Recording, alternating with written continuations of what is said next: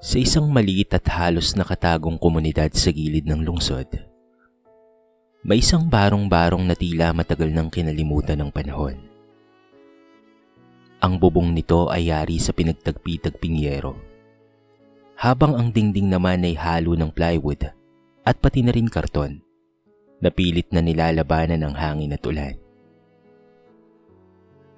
Dito nakatira si Mang Rodel, 50 taong gulang.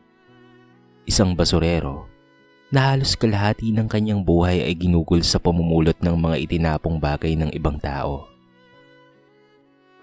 Tuwing madaling araw, bago pa sumikat ang araw, maririnig na sa eskinita ang kalansing ng kanyang kariton. Kalakip nito ang tunog ng mga bote, lata at plastik na pinaghihiwalay niya habang naglalakad sa madilim na kalsada.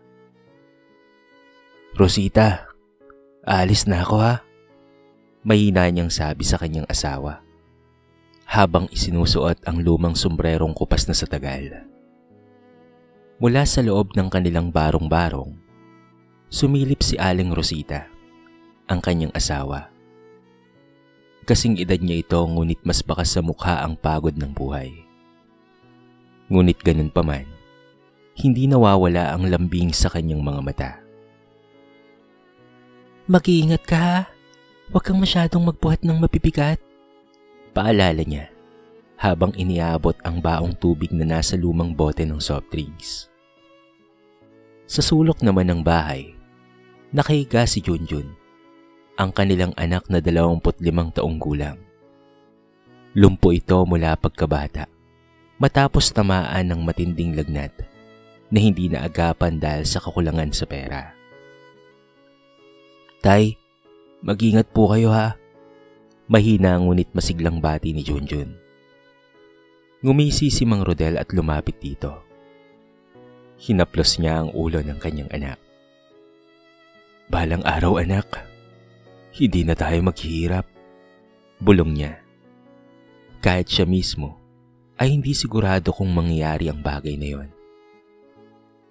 Sa labas ng kanilang bahay, naghihintay na si Mang Robert, ang kanyang matalik na kaibigan at kapwa magbubuti. "Rodel, tara na. Baka maunahan na naman tayo sa junk shop," pabirong sabi nito habang itinutulak ang sarili niyang kariton. Naglakad sila sa makipot na eskinita habang unti-unting nagigising ang komunidad. Ngunit kasabay ng paggising ng lugar ay ang mga matang puno ng panghusga. "Nako, ayun na naman ang magkaibigang nabubuhay sa basura," bulong ng isang kapitbahay. "Wala nang ang trabahong maayos, nagkaanak pa ng lumpo," parinig naman ng isa kay Mang Rodel. Narinig iyon ni Mang Robert at napailing. "Pagpasensyahan mo na sila pare. Ganyan talaga ang mga taong hindi nakakaintindi," sabi niya. Ngunit tahimik lamang si Mang Rodel. Sanay na siya sa ganitong mga salita. Mas masakit pa nga para sa kanya ang makita ang anak na hirap gumalaw kaysa marinig ang pangmamaliit ng iba. Habang umiikot sila sa iba't ibang barangay, maingat na pinipili ni Mang Rodel ang bawat basurang maaaring ibenta. Plastik, bote, lata, karton. Lahat ng iyon ay parang ginto sa kanyang paningin. Sa bawat kalansing ng bote sa kanyang kariton, may kasamang dasal sa kanyang puso. "Panggamot lang ni Junjun, Panginoon. Pangkain lang naming pamilya at pangbayad sa aming mga utang." Makalipas ang ilang oras, napuno ang kanilang kariton. Ngunit kapansin-pansin ang pagod sa mukha ni Mang Rodel. Pawis na pawis siya at tila nahihirapan sa pagbubuhat. "Pare, magpahinga muna kaya tayo," alok ni Mang Robert.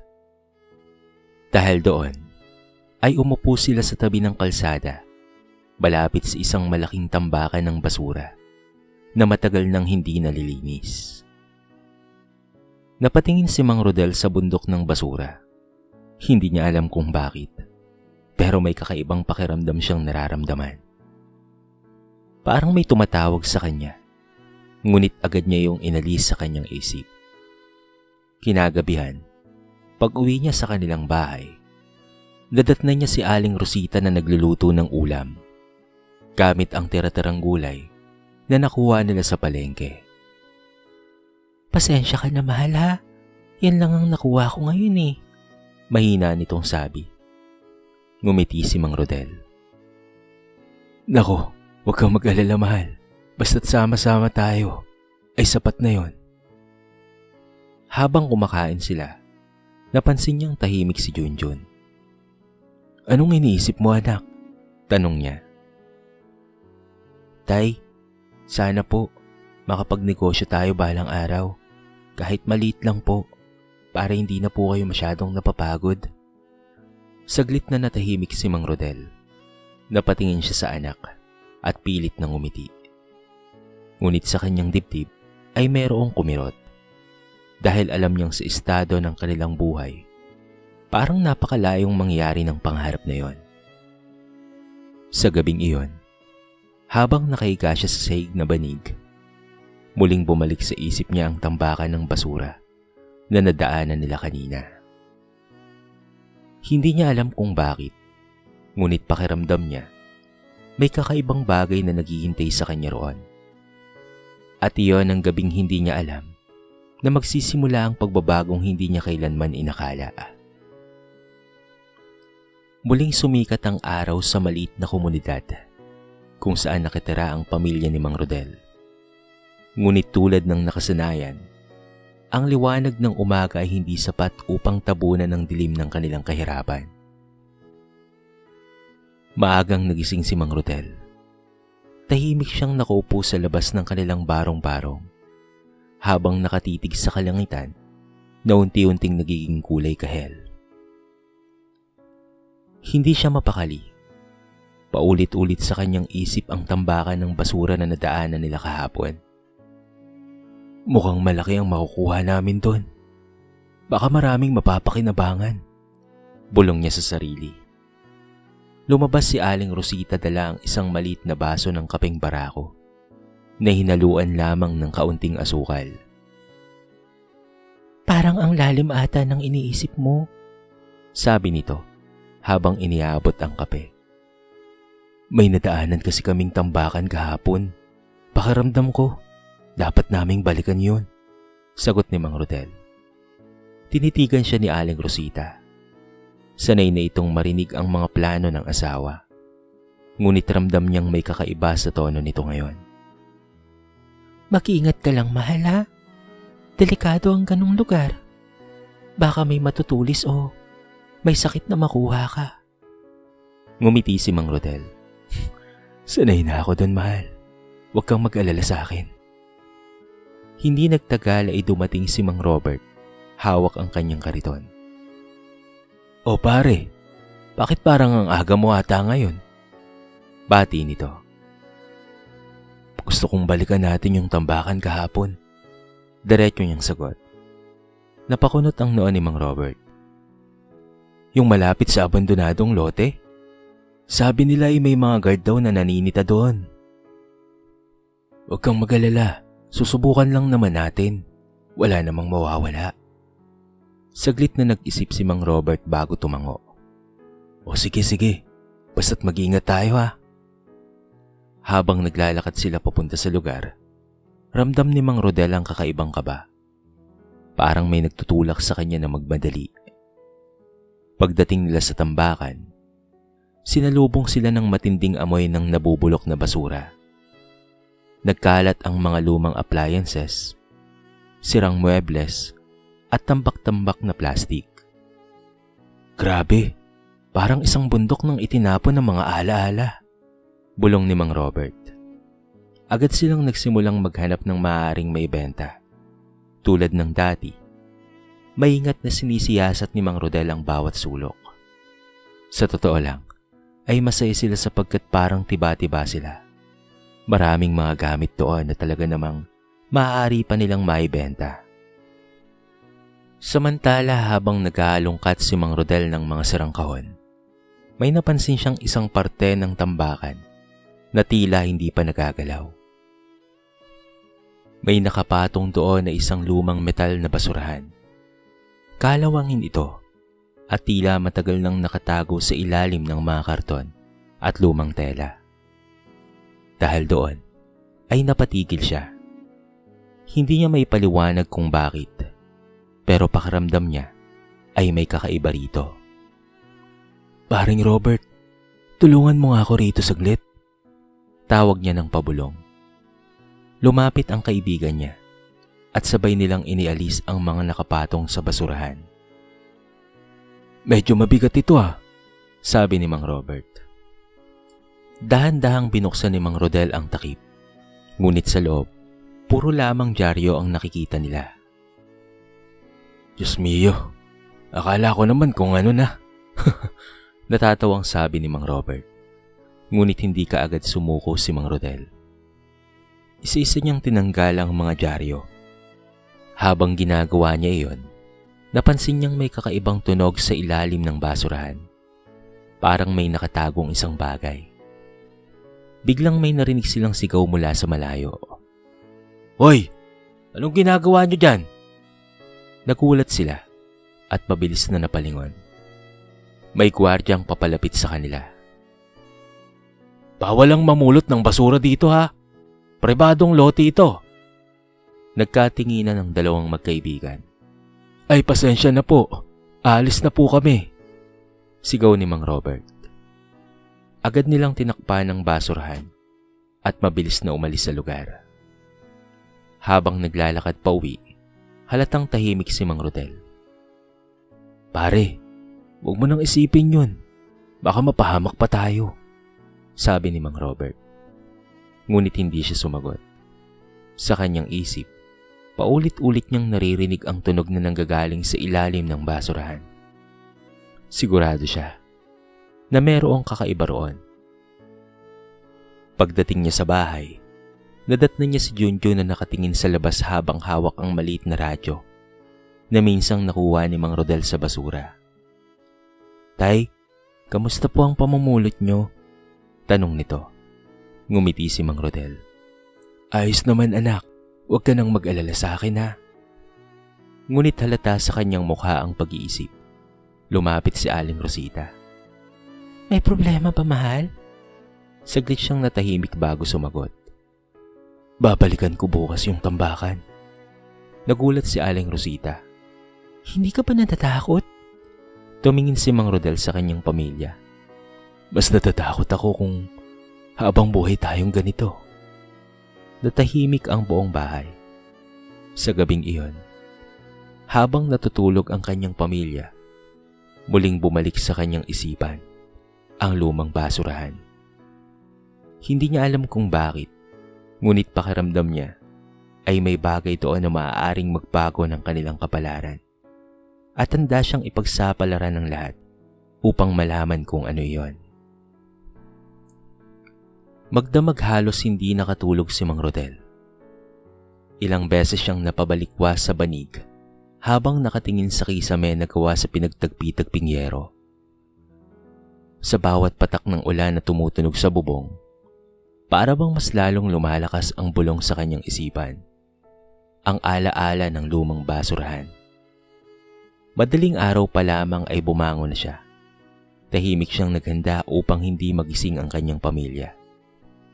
Ngunit nang isinuot na niya ang kanyang kupas na sombrero, narinig niya ang boses ni Junjun. "Tay, pupunta na naman po kayo doon?" Napalingon siya. Nakatingin sa kanya ang anak. Tila nababasa ang laman ng kanyang isip. "Oo anak, may pakaramdam kasi ako na kailangan kong balikan yun," sagot niya. Ngumiti si Junjun kahit halatang nag-aalala. "Mag-ingat po kayo tay Sa labas, naghihintay na si Mang Robert, ngunit halatang may pag-aalinlangan. "Sigurado ka ba talaga pare? Baka mahuli tayo kapag bumalik tayo roon." "Saglit lang naman tayo pare. Titignan ko lang kung ano talaga ang laman nun," sagot ni Mang Rodel. Napabuntong hininga si Mang Robert bago sumama. Mas maaga silang nakarating sa tambakan. Tahimik pa ang paligid at wala pa ang bantay. Mabilis na lumapit si Mang Rodel sa bahagi kung saan niya nakita ang lumang basurahan kahapon. Halos kabisado na niya ang lugar. At maya-maya ay nakita niyang naroon pa rin ito. Natatakpan muli ng karton at sirang tela, ngunit agad niya itong hinukay papalabas. Tumulong na si Mang Robert kahit halatang kinakabahan. "Bilisan natin pare," bulong nito. Dahan-dahang binuksan ni Mang Rodel ang takip. Muling bumungad ang mga lumang dyaryo. Ngunit sa ngayon, mas determinado siya. Isa-isa niyang inalis ang mga ito. Habang papalalim siya, muli niyang narinig ang kakaibang tunog. Parang may matigas na bagay na natatamaan ang kanyang kamay. Dahil doon, ay napahinto siya. "Robert, parang may kakaiba dito." Lalo nilang hinukay ang laman hanggang sa lumitaw ang isang lumang kahon na kahoy. Balot ng kupas na tela. Nagkatinginan sila. "Pare, baka delikado yan," sabi ni Mang Robert. Ngunit nanginginig ang kamay ni Mang Rodel habang iniangat ang kahon. Bigla nilang narinig ang yabag mula sa di kalayuan. "May tao ata pare," bulong ni Mang Robert. Agad nilang itinago ang kahon sa loob ng sako ni Mang Rodel at nagkunwaring nag-aalungkat lamang ng plastik. Maya-maya, dumaan ang isang lalaking tila caretaker ng lote. Tumingin ito sa kanila, ngunit hindi nagtagal ay umalis din. Halos sabay silang napabuntong hininga. "Tara na, umalis na tayo," mabilis na sabi ni Mang Robert. Habang naglalakad pa uwi, ramdam ni Mang Rodel ang bigat ng kahon. Hindi lamang sa kanyang balikat, kung hindi pati na rin sa kanyang dibdib. Magkahalo ang kaba at pag-asa. "Pare, bubuksan mo ba yan?" tanong ni Mang Robert. "Sa bahay na pare. Ayoko nang may makakita sa atin. At ayoko ng gulo," sagot niya. Pagdating sa kanilang barong-barong, nadatnan nila si Aling Rosita na naglalaba. Nagulat ito nang makita ang dala nilang sako. "Ano yan, mahal?" tanong niya. Hindi kaagad sumagot si Mang Rodel. Maingat niyang inilapag ang sako sa sahig. Lumapit si Junjun. Pilit na inuusog ang sarili sa papag upang makita ang laman. Dahan-dahang inilabas ni Mang Rodel ang kahon.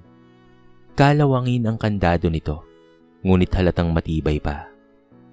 Nagkatinginan ng buong pamilya. "Buksan mo na," mahina ngunit sabik na sabi ni Aling Rosita.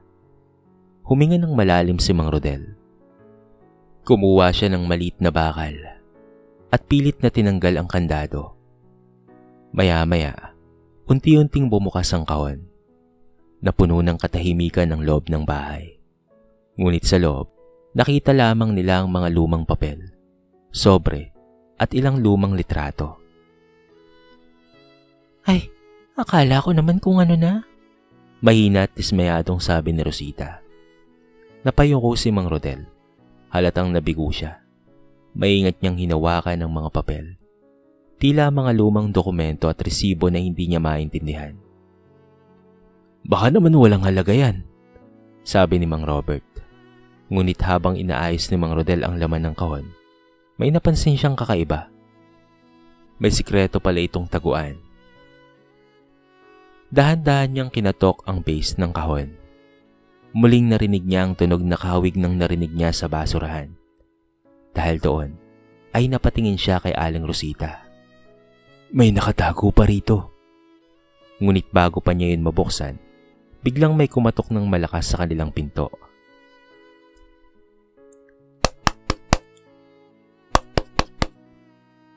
Nagulat silang lahat. "Rodel! Rodel, lumabas ka nga rito?" Isang pamilyar ngunit matigas na boses ang narinig nila. Ang boses ng kanilang kapitbahay na si Aling Cora. Kilala itong mahilig mangialam sa buhay ng iba. Nagkatinginan ng pamilya. Mabilis na tinakpan ni Mang Rodel ang kahon. Hindi nila alam na ang pagkatok na iyon ang magsisimula ng susunod na pangyayaring hindi nila inaasahan. At sa likod ng simpleng kahon, nakabaon ng lihim na maaaring magbago o sumira ng kanilang mga buhay. Nanatiling nakatitig ang pamilya sa pinto habang patuloy ang malakas na katok. Rodel, alam kong nariyan kayo. Sigaw ni Aling Cora, ang kapitbahay nilang kilalang mapangmata, kismosa at kung ano-ano pa sa kanilang buong eskinita. Nagkatinginan si Mang Rodel at Aling Rosita. Mabilis niyang isinilid muli ang kahon sa sako at itinago sa ilalim ng papag kung saan nakahiga si Junjun. Anak, huwag mong sasabihin kahit kanino ang mga nakita mo. Mahina niyang sabi. Tumango naman si Junjun, halatang kinakabahan. Lumapit si Mang Rodel sa pinto at dahan-dahang binuksan niyon. Bumungad ang mukha ni Aling Cora. Nakapamewang pa ito, kasama ang dalawa pang kapitbahay na tila naghihintay lamang ng iskandalo. Bakit? Anong problema nyo?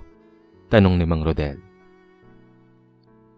May narinig kaming balita na may dala kang malaking sako galing sa tambakan. Mataray na sabi ni Aling Cora. Ano yung bagay na yon? Baka naman may ninakaw ka ha? Kasabot mo pa tong si Robert. Napakagatlabi si Aling Rosita sa loob ng bahay. Wala po yun. Basura lang po namin yun. Sagot ni Mang Rodel. Napangisi si Aling Cora. Basura? Bakit parang meron kayong tinatago? Bago pa makasagot si Mang Rodel, sumingit na si Mang Robert. Ano bang problema nyo ha? Di ba pwedeng magtrabaho ang tao ng tahimik?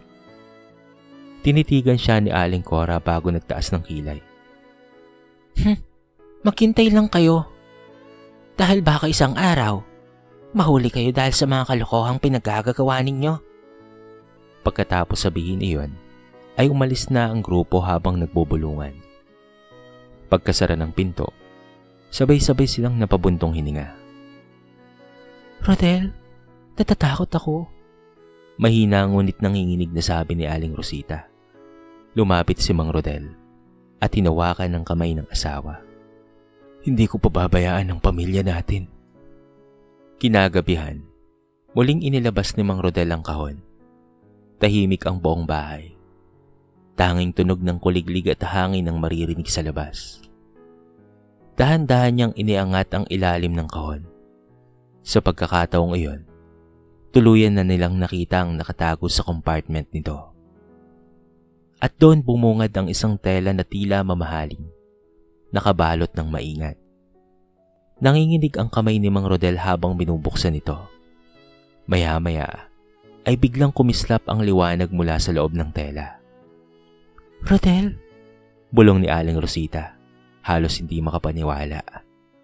Sa loob ng tela ay may mga alahas, mga kwintas, singsing at porselas na halatang mamahalin kahit hindi sila eksperto.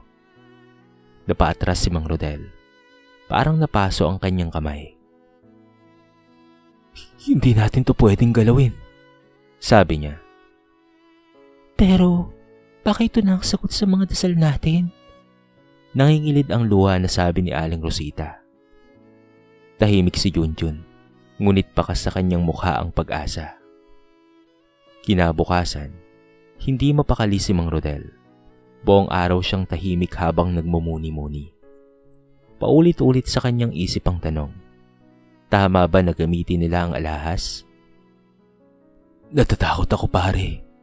Baka may-ari nito, sabi niya kay Mang Robert habang nagbobotelya sila. Pare, ilang taon na yan sa basura sigurado. Lumang-luma na yung basura na yun. Kung may-ari pa, dapat matagal na sana nilang hinanap, hindi ba? Sagot ni Mang Robert. Ngunit hindi pa rin kumbinsido si Mang Rodel. Lumipas ang ilang araw na hindi nila ginagalaw ang alahas. Hanggang sa isang gabi, biglang sumakit ang katawan ni Junjun.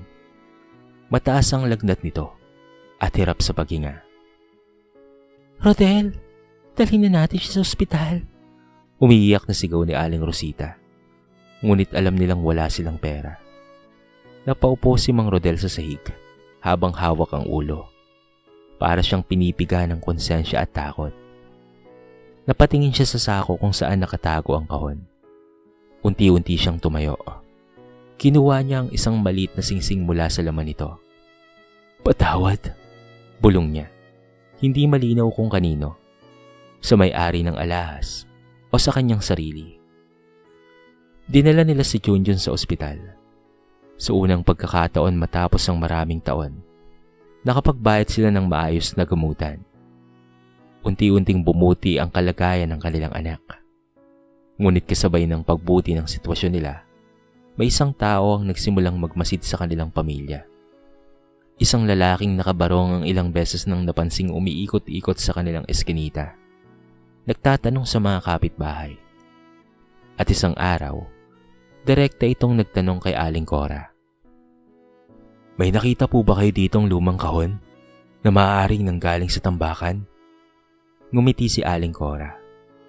Meron akong kilala. At sa sandaling iyon, hindi pa alam ni Mang Rodel. Ang lihim na kanyang itinatago ay unti-unti nang nalalantad. Lumipas ang ilang linggo matapos gumaling si Junjun. Sa unang pagkakataon sa loob ng maraming taon, nakaranas ang pamilya ni Mang Rodel ng bahagyang ginhawa sa buhay, pati na rin ang kanyang kaibigang si Robert. Unti-unti nilang naibenta ang ilan sa mga alahas. Hindi lahat, pinili lamang ni Mang Rodel ang iilang peraso na sa tingin niya ay hindi kaagad mapapansin kung mawawala. Sa tulong ng perang kanilang nakuha, nakapagpatayo sila ng maliit na tindahan sa harap ng kanilang barong-barong. Nagbebenta sila ng bigas, delata, noodles, at mga pangunahing pangangailangan. Masiglang nag-aasikaso si Aling Rosita sa tindahan, habang si Junjun naman ay tumutulong sa pagbibilang ng paninda. Kahit hindi makalakad, masaya siyang nakakatulong sa pamilya. "Tay, parang pangarap lang po ito, di ba?" sabi ni Junjun habang inaayos ang sukli. Ngumiti si Mang Rodel ngunit may bakas ng pag-aalala sa kanyang mukha. Hindi nagtagal, napansin ng buong eskinita ang pagbabago ng kanilang buhay. Ano kaya ang himala na nangyayari sa pamilya nila? Bulong ng mga kapitbahay. Baka naman may tinatagong sikreto ang mga yan, sagot ng iba. Pinakamalakas ang hinala ni Aling Cora. Madalas itong dumadaan sa kanilang tindahan. Kunwari bumibili, ngunit halatang nagmamasid lang. Isang hapon, habang nagbibilang ng paninda si Aling Rosita, biglang may dumating na sasakyang hindi pangkaraniwan sa kanilang lugar. Isang puting van na makintab at malinis. Napalingon ang buong eskinita. Mula rito, bumaba ang lalaking nakabarong na ilang araw nang nag-iikot-ikot sa kanilang komunidad. Kasama niya ang dalawang lalaki na tila mga bodyguard. Diretso siyang lumapit sa tindahan. "Magandang hapon po. Sino po ba dito si Mang Rodel?" May hinahon ngunit matigas ang boses nito. Napalingon si Mang Rodel at unti-unting lumapit. Ako po." Ngumiti ang lalaki ngunit bakas ang seryosong layunin. "Ako po si Attorney Luis Vergara. May nais lang po sana akong itanong sa inyo." Biglang nanlamig ang paligid. "May impormasyon po kasi kami na may natagpo ang lumang kahon mula sa isang tambakan. Ilang buwan na ang nakakalipas," sabi ng abogado habang nakatingin ng diretso kay Mang Rodel. Hindi kaagad nakapagsalita si Mang Rodel. Parang bumigat ang hangin sa kanyang dibdib. Wala po akong alam doon," mahina niyang sagot. Napansin ni Aling Rosita ang panginig ng kamay ng kanyang asawa. Tinitigan siya ng abogado ng matagal bago nagsalita. "Ang kahon na yon ay pagmamay-ari ng isang pamilyang matagal nang naghahanap sa nawawala nilang ari-arian." Tahimik ang buong paligid. Maging ang mga kapitbahay ay nakikinig na. Lumapit si Aling Cora, halatang sabik sa mangyayaring iskandalo. Sinasabi ko na nga ba eh, may tinatago sila. Malakas niyang sabi. Hindi na nakayanan ni Mang Rodel ang bigat ng konsensya. Dahan-dahan siyang napaupo sa monoblock chair sa harap ng tindahan. Totoo po. May nakita kaming kahon. Mahina niyang pag-amin. Nagkagulo ang mga kapitbahay. May mga nagbulong-bulungan. May mga nabulala sa pagkagulat. Nasaan po ito ngayon? Tanong ng abogado. Napayuko si Mang Rodel. Nagamit po namin ang ilan para maipagamot ang anak namin at makapagsimula ng maliit na tindahan. Napatakip ng bibig si Aling Rosita habang umiiyak. Yumuko si Junjun na tila sinisisi ang kanyang sarili. Matagal na natahimik ang abogado. Parang pinag-aaralan niya ang mukha ni Mang Rodel. Alam niyo po ba kung gaano kahalaga ang laman ng kahon na yun? Tanong niya. Umiling si Mang Rodel. Hindi ko po alam. Ang alam ko lang po desperado po kaming mabuhay. Napatingin ang abogado kay Junjun, pagkatapos kay Aling Rosita, saka muli kay Mang Rodel. Sa sandaling iyon, tila may nagbago sa kanyang ekspresyon. Ngunit bago pa siya makapagsalita, biglang sumigaw si Aling Cora. Nako, arestuhin na yan. Mga magnanakaw. Nagkagulo ang paligid. May mga kapitbahay na sumang-ayon. May mga nanahimik lamang. Napayakap si Aling Rosita kay Mang Rodel. Rodel, patawad. Umiyak niyang sabi. Ngunit nanatiling tahimik ang abogado. Tila may malalim itong iniisip. Hanggang sa maya-maya ay nagsalita na nga siya. Hindi pa tapos ang kwento. Napatingin sa kanya ang lahat. Ang totoo. Ito ang katotohanan. Ang kahon na yon ay may mas malalim pa na kasaysayan. At ang taong tunay na may-ari nito ay matagal nang naghahanap, hindi lamang ng alahas. Saglit siyang huminto. Kung hindi ng taong karapat-dapat na mag-ingat nito. Naguluhan ang lahat sa kanyang sinabi. Ngunit ganoon pa man, ay nanatiling tahimik ang buong eskinita matapos magsalita ni Atty. Vergara. Lahat kasi ay nag-aabang sa susunod niyang sasabihin, lalong-lalo na si Aling Cora na kanina pa galit na galit. Huminga ng malalim ang abogado bago muling tumingin kay Mang Rodel. Ang kahon na natagpuan ninyo ay pagmamay-ari ng yumaong negosyanteng si Don Emilio. Mahinaon niyang paliwanag. Nagkatinginan ng mga tao. Ang pangalan ni Don Emilio ay kilala sa lungsod bilang isang mayamang kolektor ng mga alahas at antigong kagamitan. Bago siya mamatay, patuloy ng abogado, nawala ang kahon na yun. Matagal namin itong hinanap, pero hindi dahil sa halaga ng alahas. Napakunot ang noo ni Mang Rodel. Kung hindi po alahas bakit niyo po hinahanap? Tanong niya. Tumingin ang abogado kay Junjun, pagkatapos ay kay Aling Rosita. Dahil may liham sa loob ng kahon. Nagulat ang pamilya. Ang lihim ay isinulat ni Don Emilio bago siya pumanaw. Isa siyang taong lumaki sa kahirapan. Ayon sa kanyang habilin, ang kahon na yun ay dapat mapunta sa isang taong tunay na nangangailangan. Isang taong may mabuting puso. Napuno ng bulungan ang paligid. Inilagay niya ang kahon sa tambakan bilang pagsubok. Dagdag pa ng abogado. Isang paraan upang malaman kung sino ang makakatagpo nito at kung papaano nila itong gagamitin. Nanlaki ang mga mata ni Mang Rodel. Ibig pong sabihin sinadya niyang itapon niyon? Tumango ang abogado. Lumapit siya at iniabot ang isang sobre kay Mang Rodel. Ito ang liham na nakita namin sa kahon. Hindi niyo ito nabuksan nung ito ay tinapon niyo.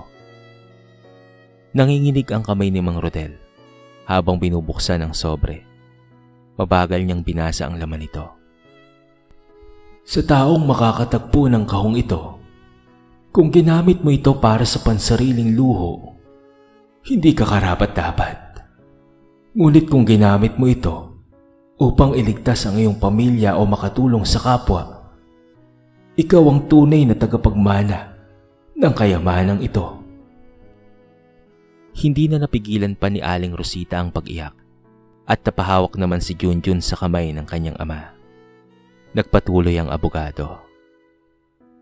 Sa totoo lang, matagal na naming minamanmanan ng mga taong posibleng nakatagpo ng kahon. Nalaman naming ginamit niyo ang alahas upang ipagamot ang inyong anak at magtayo ng maliit na negosyo. Napayuko si Mang Rodel habang ito ay luhaan. Hindi ko po sinasadyang angkinin niyon. Desperado lang po kami. Nanginginig niyang sabi. Ngumiti ang abogado. Hindi niyo po ninakaw ang kahon dahil kayo po ang pinili nito. Biglang naglabas ng dokumento si Atty. Vergara. Ayon sa testamento ni Don Emilio, ang taong makakatagpo ng kahon at magpapatunay ng mabuting hangarin ay bibigyan ng karagdagang pondo upang makapagsimula ng negosyo at makatulong sa komunidad. Napatakip ang bibig ni Aling Rosita. Samantala, napaiyak naman si Junjun. Nanlaki ang mga mata ng mga tao sa buong eskinita dahil sa kanilang narinig.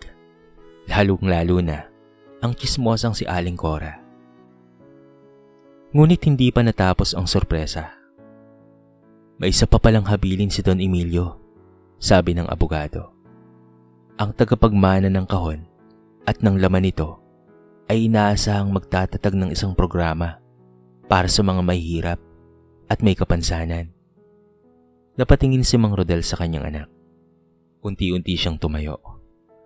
Kung yun po ang kagustuhan niya, gagawin po namin. Lumipas ang ilang mga buwan. Sa tulong ng pondong iniwan ni Don Emilio, lumaki ang maliit na tindahan ng pamilya ni Mang Rodel. Naging mini grocery store ito. At kalaunan, nagkaroon sila ng junk recycling center na nagbibigay trabaho sa mga mamumulot ng basura sa kanilang komunidad. Si Junjun naman ay natulungan ng therapy. Bagaman hindi pa rin siya makalakad ng tuluyan, natuto siyang gumamit ng wheelchair at naging tagapangasiwa ng accounting ng kanilang negosyo. Si Aling Rosita ay naging kilala sa komunidad bilang ina ng mga batang tinutulungan nila sa libreng pagkain tuwing Sabado at Linggo. Isang araw, lumapit si Aling Cora kay Aling Rosita, halatang nahihiya. Rosita? Rosita, patawarin mo sana ako sa mga nasabi ko noon sa inyo, ha? Mahina nitong sabi. Ngumiti lang si Aling Rosita. Wala yun. Lahat tayo ay nagkakamali. Lumipas pa ang ilang taon. Ang dating barong-barong ni Mang Rodel ay napalitan ng simpleng ngunit matibay na bahay. Sa tabi nito ay nakatayo ang kanilang recycling center na may nakasulat. Lumang Basurahan Foundation para sa pangarap ng mahirap. Tuwing umaga, makikita si Mang Rodel na nakaupo sa labas ng gusali. Pinagmamasdan ng mga taong natutulungan ng kanilang programa. Minsan, lumapit si Junjun sa kanya gamit ang kanyang wheelchair. Tay, naalala niyo po ba ang araw na nakita niyo ang basurahan? Ngumiti si Mang Rodel. Hindi ko makakalimutan yun, anak. Dahil doon ay nagbago ang buhay natin. Tumingin siya sa paligid. Sa mga taong may trabaho, sa mga batang tumatawa, at sa kanyang pamilya na masaya na. Akala ko noon basura lang ang nagbibigay buhay sa atin. Mahina niyang sabi. Tama po kayo, tay, sagot ni Junjun. Pero minsan po, sa mga bagay na itinatapon ng mundo, doon matatagpuan ang tunay na kayamanan. Kahit pa sa tingin ng iba, ay basura lamang ito. Nagkaya ka pa ng mag-ama. Maya-may sumunod si Aling Rosita. Habang nakatanaw naman sa malayo, ang kaibigan ni Mang Rodel na si Mang Robert, na ngayon ay magginhawa na rin ang buhay tulad niya. Sino ba naman ang mag-aakala na ang dating mga basurero lamang, ngayon ay may maayos ng buhay? Sa likod ng bawat basurang itinatapon ng tao, may kwento ng pag-asa na naghihintay lamang na matuklasan. Dahil ang tunay na yaman ay hindi nasusukat sa alahas o pera. Ito ay nasusukat sa pusong marunong magmahal, magsakripisyo, at tumulong sa kapwa.